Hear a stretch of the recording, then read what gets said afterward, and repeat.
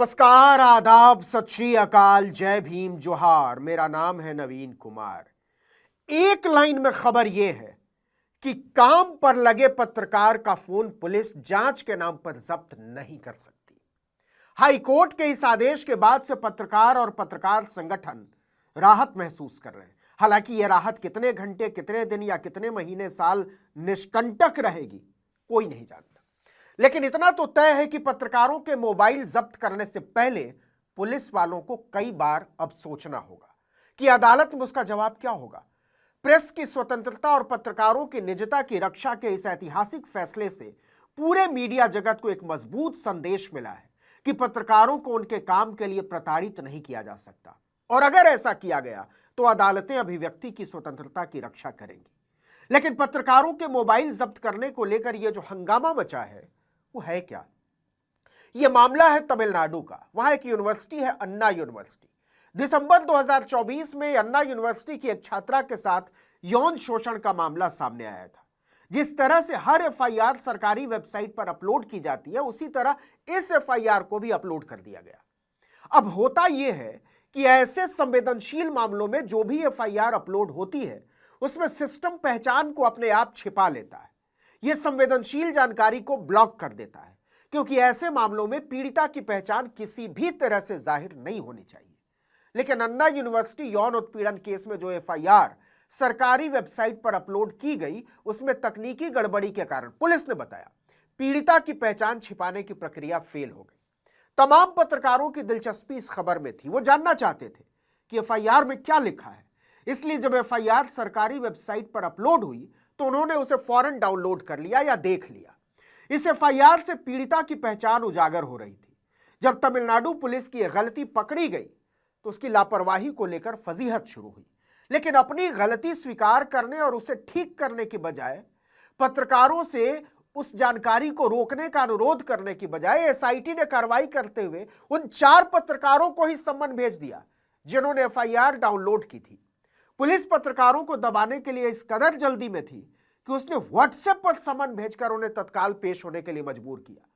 चेन्नई के एग्मोर स्थित जेल विभाग में उन पत्रकारों को पूछताछ के लिए बुलाया गया और वहीं उनके मोबाइल फोन तुरंत जब्त कर लिए गए। जांच के दौरान all women special investigation team ने पत्रकारों से 50 से ज्यादा सवाल पूछे, जिसमें उनके मित्रों और परिवार से जुड़े विषय, विदेश यात्राओं की जानकारी और यहां तक कि उनके गोपनीय सूत्रों का खुलासा करने तक की मांग शामिल थी। चेन्नई प्रेस क्लब ने इस कदम की कड़ी आलोचना करते हुए इसे पत्रकारिता की स्वतंत्रता पर हमला करार दिया।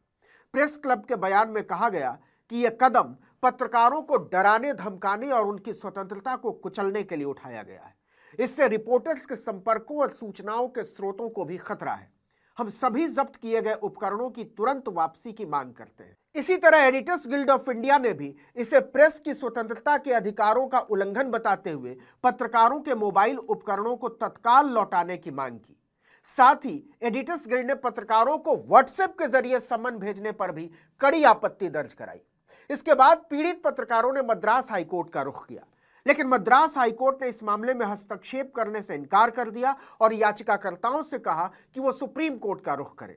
न्यायमूर्ति एसएम सुब्रमण्यम ने कहा, अगर पत्रकारों ने कुछ भी गलत नहीं किया है तो वे पुलिस के सामने पेश होकर अपनी बात रखें। लेकिन कोर्ट ने 6 फरवरी 2025 को दिए गए अपने ऐतिहासिक फैसले में उस घटना की कड़ी निंदा की जिसमें पुलिस ने यौन उत्पीड़न के मामले की रिपोर्टिंग कर रहे पत्रकारों के मोबाइल फोन जब्त कर लिए थे।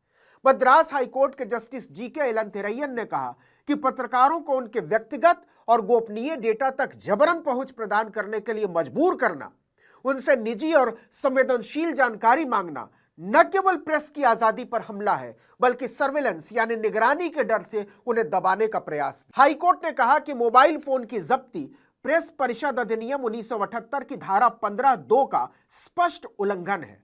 उन्होंने लिखा कि किसी पत्रकार द्वारा प्राप्त सूचना का स्रोत विशेषाधिकार प्राप्त संचार के दायरे में आएगा और धारा 15(2) में स्पष्ट रूप से कहा गया है कि किसी भी समाचार पत्र, समाचार एजेंसी, संपादक या पत्रकार को प्राप्त या रिपोर्ट की गई किसी भी खबर या सूचना के स्रोत का खुलासा करने के लिए बाध्य नहीं किया जा सकता।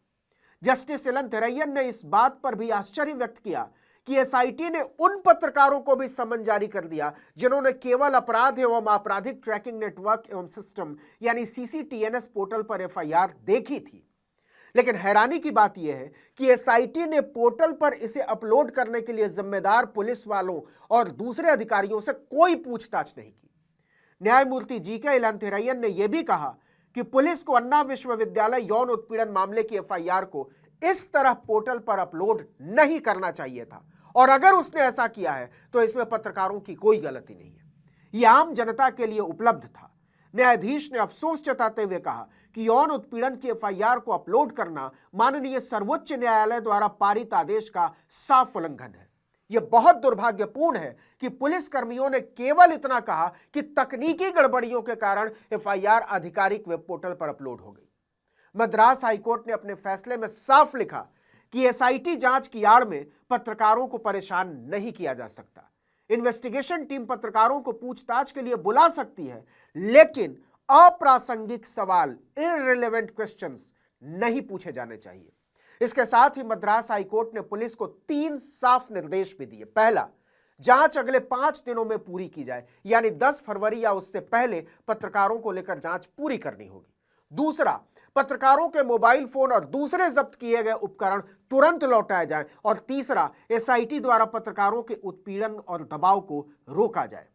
हाईकोर्ट के इस फैसले के बाद से पत्रकारों ने राहत की सांस ली है। दिल्ली यूनियन ऑफ जर्नलिस्ट और नेशनल अलायंस ऑफ जर्नलिस्ट ने मद्रास हाईकोर्ट के ऐतिहासिक फैसले का स्वागत किया है। इसके साथ ही डीयूजे और एनएजे ने मांग की है कि दिल्ली पुलिस भी इसी तरह न्यूज क्लिक के पत्रकारों के मोबाइल फोन, लैपटॉप और दूसरे जब्त किए गए उपकरणों को तुरंत लौटाए, जिन्हें 2 साल पहले की गई छापेमारी में जब्त किया गया था।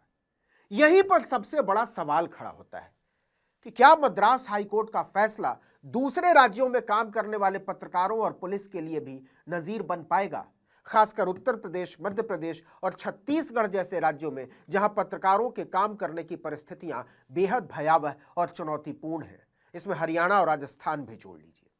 अगर ऐसा हो सकता तो यह पत्रकारों के निर्भय होकर काम करने की चुनौती को कुछ हद तक आसान कर सकेगा। लेकिन फिलहाल तो हम ये कह सकते हैं कि पत्रकारों का फोन जब्त करने से पहले अब पुलिस वालों को बहुत सोचना पड़ेगा।